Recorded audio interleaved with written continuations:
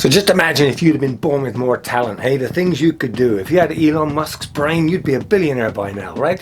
Imagine how you could swim if you had Michael Phelps' long arms and big hands, or you were 4'8" and could tumble like Simone Biles. But the fact of the matter is, all of us are born with a certain amount of talent. And our job is not to compare ourselves to those lucky enough to be gifted with more talent, but rather to look at our talent and ask ourselves the question, how can I fully take advantage of the talent I have? Because the truth of the matter is, you can outperform people who are born with more talent. And we're looking to how that happens today. Hi, my name's Mark Gibson and welcome back to 1 Million Cats, where we are building a global community of 1 million curious, audacious, tenacious cat people who want to pick one big, bold, outrageous goal in life and go do it. So Theodore Roosevelt once told us that comparison is the thief of joy. And let's face it, it's pretty hard to really take full advantage of the talents that you have if you're not finding joy in going after these big goals. But don't give up hope, because you can actually outperform more talented people. And if you've ever coached kids in your life in any kind of sport, you'll have seen this story played out dozens of times. I know I have, as a gymnastics coach of over 30 years. Is you have this amazing talented kid that comes along 6, 7, 8, maybe 9 years old, and they can just outperform every other kid around them. It's almost effortless. They're just faster, they're quicker, they're stronger, and things just seem to come easy to them. And you see this in the world of academics and art as well.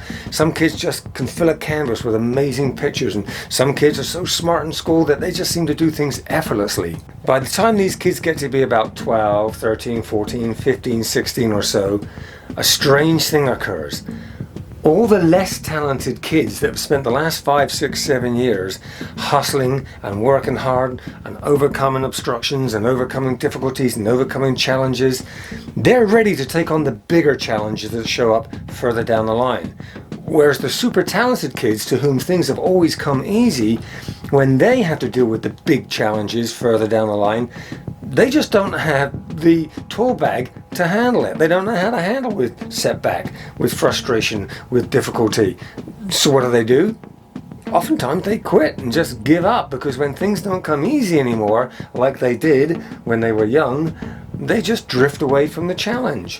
Whereas the hustlers that have been working hard and building their basics and building their skills and developing their talent over the last decade or so, slowly start passing the talented kids.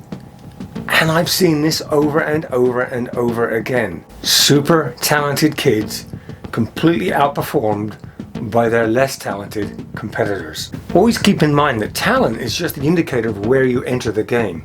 It's hustle that indicates where you're going to finish. And you have no control over the amount of talent that you were born with, but you have 100% control over the amount of hustle that you bring to the talent you have. So remember, don't fall into the trap of robbing yourself of the joy of going after big goals simply because you don't have the talent that somebody else might have. Hey, I hope you found that helpful, and here's a couple more videos for you. Like and subscribe, come back here for more, but most importantly of all, don't forget, always pick one big, bold, outrageous goal and go do something big.